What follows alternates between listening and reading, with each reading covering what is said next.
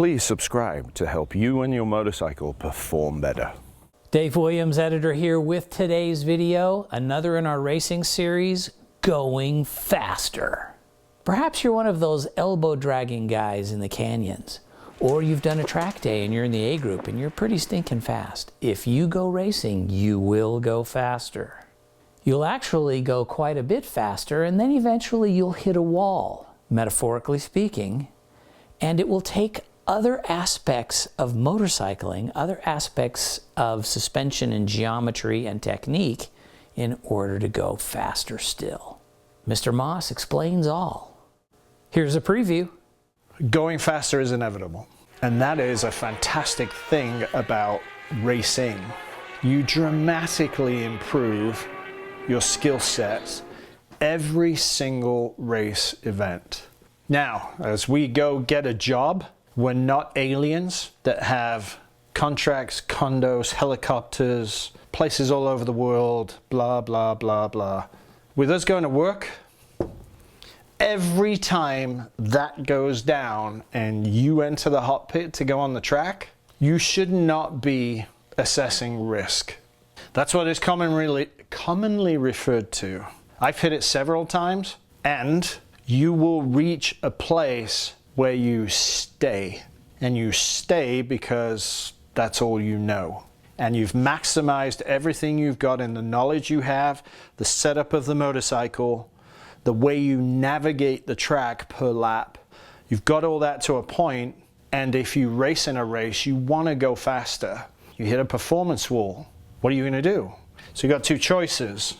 Personally, I didn't have the budget for a coach.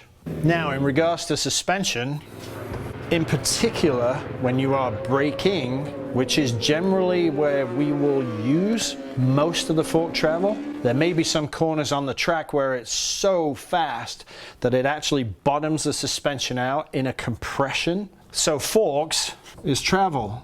So at this point, have you marked bottom out on your forks?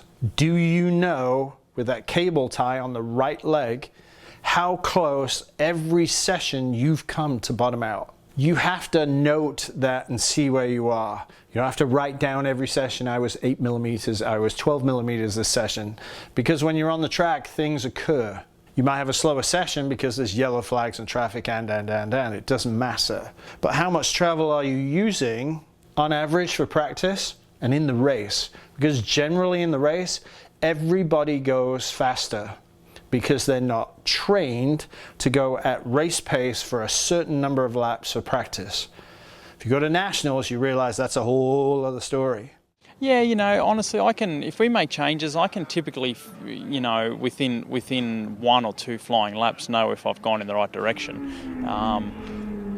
You know, it's important at testing, when you test, to make sure that you test on the pace. If you're not testing on the pace that you're going to race at, then how do you know how it's going to be in the race? So, you know, typically I like to try and get things done as quick as possible, because while you're fresh and on the pace and within a couple of tenths per lap consistently, it's when the best testing gets done. So I've been to tests and I've seen guys 3 seconds off the pace on the first day, and I wondered what they did. And, you know, they're complaining about the bike, they're complaining about it's not good enough and this and that. But, you know, I've been to tests where 600 Supersport bikes are going quicker than some super bikes on the first day of testing. We don't test like that. And the results in racing now show, and have done for many years, that we're there to take it serious, and we test serious, and we test our stuff. We don't mess around, and we go home. That's it. But at club racing, people don't have that discipline. So the part there with travel, how many millimeters do you have left before bottom out?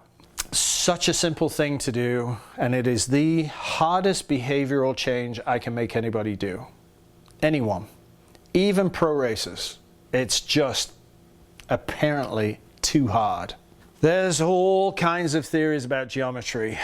There's all kinds of perfect numbers.